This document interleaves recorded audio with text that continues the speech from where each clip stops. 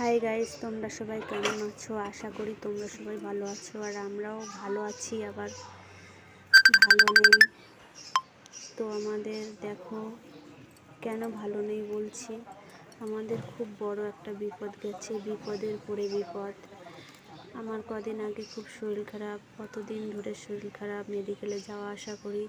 তারপরে আমার হাজব্যান্ডের বড় ধরনের অ্যাক্সিডেন্ট, কি বলবো, লরির সাথে আর একটা এসি বাসের সাথে। লরিতে পুরো বিল্ডিংয়ের সামান ভর্তি ছিল, সাথে যাচ্ছিল।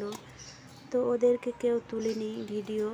ভিডিওর মধ্যে শুধু অ্যাক্সিডেন্ট হয়েছে, শুধু গাড়ি আর গাড়ি দুটোকেই তুলেছে, আর ওদেরকে কেউ তুলেনি। দুটো ছেলের এমন হয়েছে, আমার হাজব্যান্ড আর একটা কাকার এমন হয়েছে। তো 6খানা সেলাই পড়েছে। দেখো আমি এখন মেডিকেলে যাব, ওকে নিয়ে রেডি হচ্ছি। শরীরটা খুবই খারাপ, আমারও খুবই খারাপ,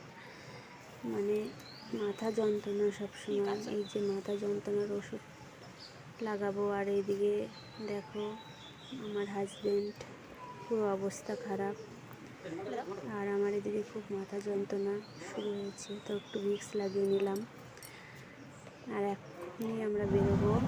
বাসে করে যাচ্ছিলাম। এই যে এটা হচ্ছে ছোট মেডিকেলে পৌঁছাইছি। বড় মেডিকেলে গেলে ভালো হতো, কিন্তু যাইনি, দূরে কষ্ট হয়ে যাবে বলে যাইনি। নিজের শরীরটা ভালো না, আর ও যেতেও পারবে না এই অবস্থায়। তাই ওকে একটা ম্যাডাম সেলাই করেছিল। মানডে দিন ঈদ মোবারক ছিল এখানে, তার জন্য ডাক্তার ছিল না বেশি। মানডে দিনই হয়েছে ওর অ্যাক্সিডেন্ট। তো আজকে দেখো এখানে নিয়ে এসেছি, ড্রেসিং হবে আজকে। কতটা খারাপভাবে অ্যাক্সিডেন্ট হয়েছে দেখো। ছোটো সেলাই, একটা নাকের উপরে, একটা কপালে, তিনটে কপালের ছাটে তিনটে, আর এই এক পাশে দুটো সেলাই। পুরো চোখ মুখ ফুলে গেছে। আর ওই যে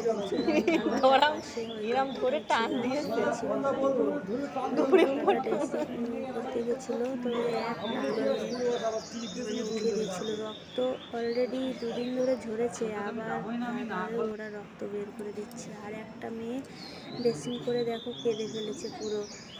এইভাবে মানুষে করে ড্রেসিং। তো তাই ও ভয়তে যাচ্ছিল না। তা ওকে যে সেলাই দিয়েছিল যে ম্যাডাম, আর একটা স্যারকে আমি ডেকে দিয়েছিলাম, দেখো কি সুন্দরভাবে, বুঝতেই পারিনি ও ড্রেসিং করেছে। অনেকক্ষণ ধরে করে দিল ভালো করে।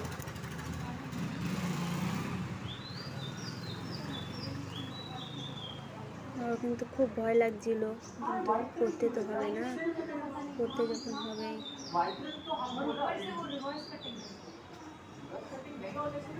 আমারও খুব ভয় লাগতো আগে, এখন ভয় লাগে না, লাগে আবার লাগে না।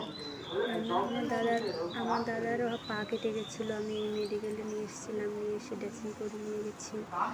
আবার আমার হাজব্যান্ডের বাইরে বিদেশে থাকলে কত বিপদ আপদ হয়, কিন্তু সবারই এরকমটা হয়, কারোর হয় না এমনটা না।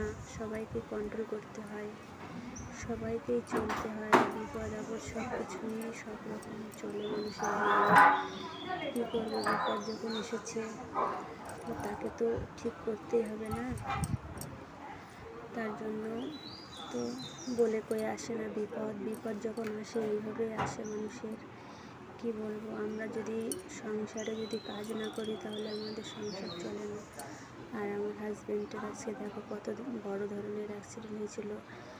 মানুষটা জীবনের মতন বেঁচে ফিরে এসছে, এটাই বড় কথা। ঠাকুরের কাছে মঙ্গল কামনা করি, ঠাকুর এইভাবে আমাদের বিপদ আপদগুলো তুমি মুক্তি করে দিও। ঠিক আছে, বিপদ যেমন তুমি দাও তেমনি আবার মুক্তি করে দিও তুমি, এটাই বলি আমি ঠাকুরের কাছে। ঠিক আছে, আর আমি তো কাজে যাই, এই জন্য আমি ওর জন্য কাজ ছুটি করে রুমেই আছি। 2 দিন ধরে কাজ করতে পারছি না। আর কাজ না করলে কিভাবে চলবে আমার সংসার, সেটাই আমার টেনশান। আর আমার তো খুবই টেনশান করে করে আমার শরীরটা আরও খারাপ হয়ে যাচ্ছে। কী বলবো, মেয়ে আছে এখানে আমাদের সাথে, মেয়েটা স্কুলে পড়ে, তার একটা খরচ, নিজেদের ঘর ভাড়া। আমরা তো নিজেদের বাড়িতে থাকি না, আমাদের বাড়ি তো কলকাতায়, আমরা তো থাকি আন্দামান। কী করব, বিদেশে এখান থেকে যেতে গেলেও অনেক টাকার দরকার হয়। এই তো মানে বেশি দিন হয়েও নিয়ে এসেছি, অনেক পয়সা করি খরচা করে, আবার এখনই যদি বাড়ি যাই, আর বাড়ি যাব সেরকম তো টাকা পয়সাও লাগে না, কী করবো বলো। এই যে দেখো ওদিকে খুব মানে কষ্ট হচ্ছে ওর, মানে ড্রেসিং করছে। মানে আমি কষ্টটা বুঝি, কেননা আমারও দুটো অপারেশন আছে।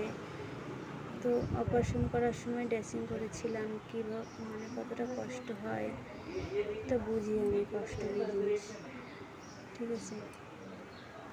কিন্তু বেশি একটা মানে কষ্ট হয় না ড্রেসিংটা করার সময়, সেলাই কাটার সময় একটু বেশি ভয় লাগে, ঠিক আছে। ডাক্তার দেখো দুজনা, একটা সিস্টার দিদি আর একটা ডাক্তার, দেখো কি সুন্দরভাবে ওরা করে দিল, ওদের কোনো মেজাজ নেই, কিছু নেই, কি ধীর ঠান্ডায় ওর মানে ড্রেসিংটা করে দিল। আর আগে যে ড্রেসিং করেছিল একটা মানে বয়স্ক মতন একটা লোক, ঠিক আছে, কী বলবো, মানে কাকা বয়সী, উনি মানে ওই কাকাকে করেছে ড্রেসিং। তো মানে যাওয়ার সাথে সাথে দেখলাম বসার সাথে সাথে একটুখানি ধরে মানে আস্তে টানলেও হয়, কিন্তু আস্তে টানেনি, মানে ফট করে মানে এমনভাবে টেনে হ্যাকচা টান মেরেছে, মানে তার রক্ত বেরিয়ে গেছে পুরো। ওইটা দেখে আমরা দুজনেই ভয় পেয়ে গেছিলাম।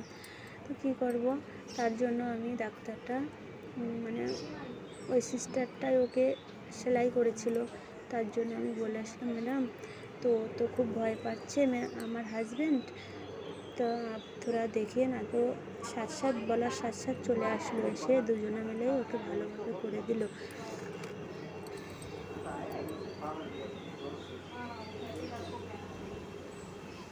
আর আমি ততক্ষণ দেখো মানে ধরে ভিডিও করে রেখেছিলাম, মানে ভিডিওগুলো করে রাখছি কেননা আমার এমনি করে রাখছি কেন, যে বাড়ি গেলে সবাইকে দেখাতে পারবো যে না এরকম হয়েছিল বাইরে গিয়ে কত, এইটার জন্যই আমি ভিডিও করে রেখেছি, তার আর কিছু না।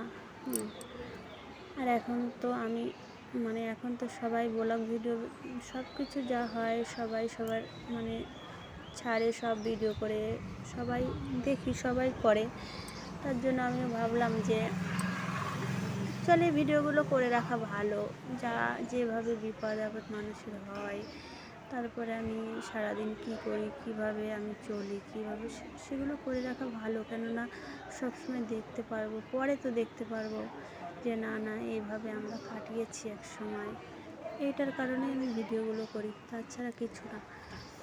দেখো ড্রেসিং করছে, ওকে খুব কষ্টও হচ্ছে।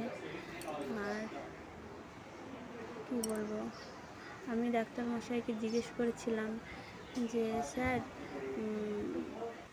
मेरा हस्बैंड को ब्रेन का कोई प्रॉब्लम होएगा, बोला ना नहीं नॉर्मली है তাও আমি একবার মানে একটু ভালো হয়ে উঠলে তাও মানে বলেছি মানে যে একটু সুস্থ হয়ে উঠলে মাথাটা একটু চেক আপ করাতেই হবে, না কেননা অনেক বড় অ্যাক্সিডেন্ট হয়েছে ওর, ক্ষতিটা তো আমাদের হয়েছে, আমাদের দেখতে হবে।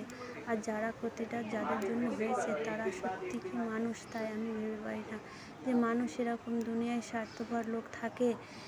কেননা অ্যাক্সিডেন্টটা যখন হয়েছে ওরা সাথ তুলে নিয়ে এসেছে হসপিটালে অ্যাম্বুলেন্স করে, তো তাদের তো একটু দেখা উচিত ছিল না যে টাকা পয়সা দিয়ে আমার সাহায্য করার দরকার নেই, যে কেমন আছে 2-3 দিন 4 দিন হয়ে গেল, কিন্তু তার কোনো খোঁজ নেওয়ার কোনো দরকার প্রয়োজন মনে করলো না।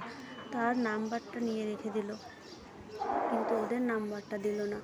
আর এদিকে দেখো ড্রেসিং হয়ে গেছে, তো আমি চলে এসেছি, মানে ও ডাক্তারবাবু লিখে দিয়েছে যে চোখ দুটো একটু পরীক্ষা করে আসো, চোখের এইগুলো না পুরো ফুলে গেছে না, দেখতে খুবই মানে কেমন একটা ভয়ানক লাগছে, ঠিক আছে।